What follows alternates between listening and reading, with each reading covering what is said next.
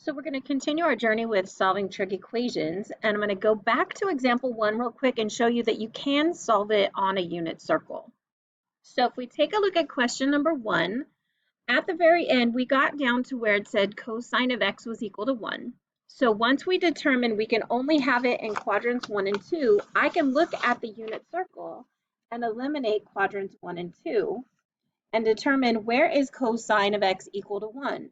So it's equal to 1 here at 0 degrees, and x is not 1 anywhere else on the unit circle, meaning cosine is not 1 anywhere else on the unit circle, and so that's why 0 degrees was the only answer to that question. Then if we take a look at the second example, if we recall that 1 over root 2 is root 2 over 2, then that's root 2 over 2, and this one is negative root 2 over 2. So remember that sine is represented by y on the unit circle. And we are limited to quadrants 1 and 4. So looking in quadrants 1 and 4, we're looking for a positive root 2 over 2, and that occurs here in quadrant 1 at either pi over 4 or 45 degrees. And then it's it's positive again over here, but remember, we're not allowed to be in quadrants 2 or 3. So then coming over here, where is it negative root 2 in quadrants 1 and 4? And so that's going to be down here where y is negative root 2 over 2, and that's at either 7 pi over 4 or 315 degrees. And so coming back to this problem, we said where is tangent of x equal to 0? So on the unit circle, tangent is y over x. And so we're saying where is the y value 0? So the y value here is 0 because 0 divided by 1 is 0. That means tangent would be 0 at 0 degrees. 1 over 0 is undefined. 0 over negative 1 is 0. So that's why we said theta could also be 180. And then this one is undefined. So that's how we can get those two values on the unit circle. So I'll come back to that in just a second. So on this one, again, we're in one revolution, and we're trying to figure out for what theta values or angle values is the tangent of that angle equal to -1. So if all students take calculus, remember that tells me where who's positive in what quadrant. So this is saying that the tangent of an angle is positive here, and the tangent of angle is positive here, because everybody's positive in the first, and tangent is the one that's positive in the third. And we're looking for where's tangent of x negative. So that's going to occur in the second quadrant and in the fourth quadrant. So had it been principal values, we would have only been able to use the fourth quadrant, not the second quadrant. So then if this is TOA, we can put this over 1. So we're saying that my opposite is 1, my adjacent is 1, and one of them has to be negative. So hopefully you're recognizing this is a 45, 45, 90. My opposite is 1, my adjacent is 1, and one of them has to be negative. So I have another 45, 45, 90. So my reference angle is 45 degrees. So in quadrant 2, we're looking for the measure of this angle here in standard position. So we would say that the angle measure plus 45 gives me 180. So that means subtracting 45 from both sides, x is 135 degrees. So that's a third answer to the question. And then if I continue that journey all the way around here, that's almost a revolution. So my quadrant 4 answer is going to be what angle measure plus 45 gives me 360. So if I subtract 45 from both sides, we get x is equal to 315 degrees. So those are the 4 possible values. And so on my unit circle, tangent of x is -1 when my x and y are exact opposites of each other, and I'm allowed to be in one revolution. So here they're equal to each other, so this is where tangent of x is 1. Here they're exact opposites. So this y value over this x value gives me -1. So if it was in radians, that would be 3 pi over 4, or in degrees is going to give me 135. Here they're the same sign, so when I divide it would be positive. And here they are exact opposites, and so this y value divided by this x value gives me -1. So the angle measure would be 7 pi over 4, or 315 degrees. So that's how we could get those two answers using the unit circle. So in our next example, they gave us the same exact instructions, and so that's theta is between, or x is between 0 and 360. So again, this is going to be 1 revolution. So each part of the answer could have up to 2 answers. I know that sounds weird to say.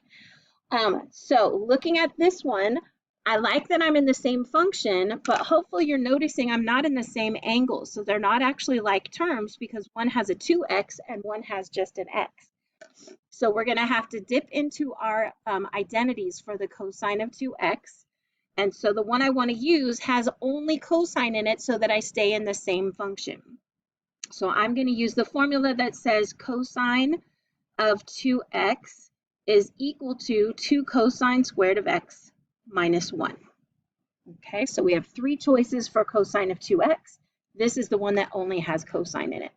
So where I see cosine of 2x, I'm going to replace that with 2 cosine squared of x minus 1, and then we have plus 3 cosine of x minus 1 is equal to 0. So if I keep going, I'm hoping that you notice I have a -1 here and I have a -1 here. So added together, that would give me -2.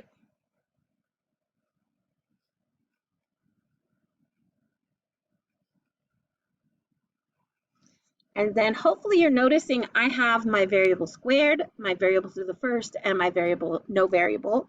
And so this is a quadratic equation just using cosine of x as my variable.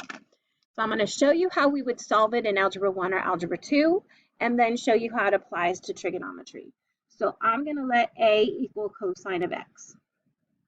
So that means in this equation, I have 2 times a squared plus 3 times a minus 2 is equal to 0.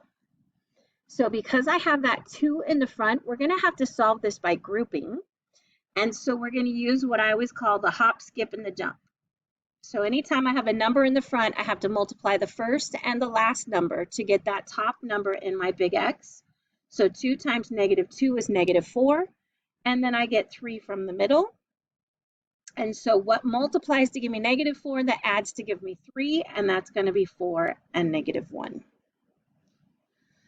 So that means that these two values add up to give me 3. So I'm going to split this 3a by saying that I have 2a squared plus 4a minus 1a and then minus 2 equal to 0. Again, I need 4 terms so that I can solve by grouping.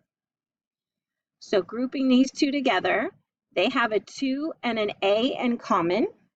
So 2a times a gives me 2a squared, and 2a times 2 gives me 4. Looking at the next one, the only thing they have in common is they're both negative, so I'm going to factor out a -1. So that changes everybody's sign, and it makes it a plus 2 equal to 0. So then factoring by grouping, how you know you're doing it right is what is inside the parentheses are the same. So if they're the same, we can factor it out. So I'm going to factor out an a plus 2. So if I divide each one by a plus 2, I'm left with a 2a and a minus 1. Okay, so then the next step would be to set a plus 2 equal to 0, which makes a equal to -2. And it would be to set 2a minus 1 equal to 0, which makes 2a equal to 1 and a equal to 1/2. So if it was algebra, we would be done there, but now that we're in trig, you're going to see that we'll have another step after that.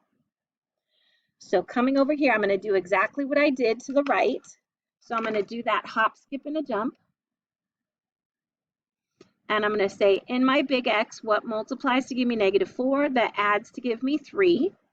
And so we said that that would be 4 and -1. So I'm going to split up this 3 to say that I have 2 cosine squared of x plus 4 cosine x minus 1 cosine x minus 2 is equal to 0. So grouping these two together, I can factor out a 2 and a cosine of x.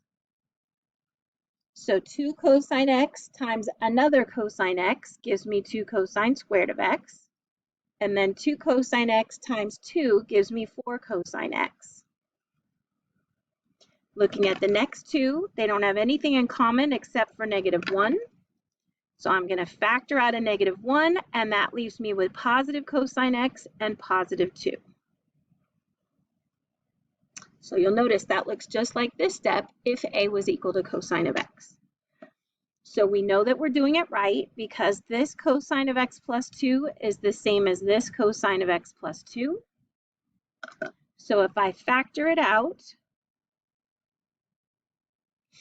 I'm going to divide it out of each of these terms, and that leaves me with a 2 cosine x minus 1.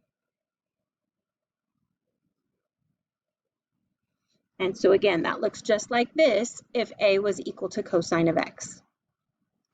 So then just like I split it here, I'm going to split these, and I'm going to say cosine of x plus 2 equal to 0, or 2 cosine of x minus 1 equal to 0. So you'll notice I could have up to 2 answers for this one and up to 2 answers for this one, giving me a total of 4, because we are saying that an entire revolution is possible. So if we subtract 2 from both sides, I've got cosine of x is equal to -2. Now, this is a thinker problem. Let's think about this for a second. We've got ca here, which means that -2 or 2 is going to be the length of my adjacent, and 1 is going to be the length of my hypotenuse, and that can't happen. Even as a quadrantal angle, the closest they could get is being equal. And then also, if we look on this graph, the lowest cosine of theta can go is -1. I can't get it any lower. So anything less than -1 or more than +1 is not possible. So cosine of x will never be equal to -2. And so we don't get any answers from that part of the equation. So then coming over to this side, we're going to add 1 to both sides. And I have 2 cosine of x is equal to 1, which makes cosine of x equal to 1/2, just like we would have had over here. And again, we're in one revolution. So if all students take calculus, cosine is always positive in quadrant 1 and in quadrant 4. So we're looking for a triangle in quadrant 1 and a triangle in quadrant 4. That gives me an adjacent over a hypotenuse that is 1/2. So my adjacent is 1 and my hypotenuse is 2, which makes the opposite √3. So in my 30, 60, 90 triangle, opposite the middle side is the middle angle, which is 60 degrees. So that means in quadrant 1, we get 60 degrees. We love quadrant 1. And then in quadrant 4, we said that we have to be between 0 and 360, so I can't call that -60 degrees. So I'm going to come all the way around. Sorry, that's from the x-axis. And so we're saying what angle measure plus 60 gives me a full revolution? And so that would be an x value of 300 degrees.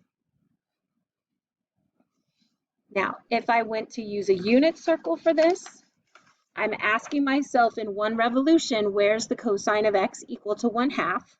So cosine is the x values on the unit circle. And so I have an x value of positive 1/2 right here at 60. And then it's, it's negative here. It is negative here. And then we're back to being positive here, which is at 300 degrees.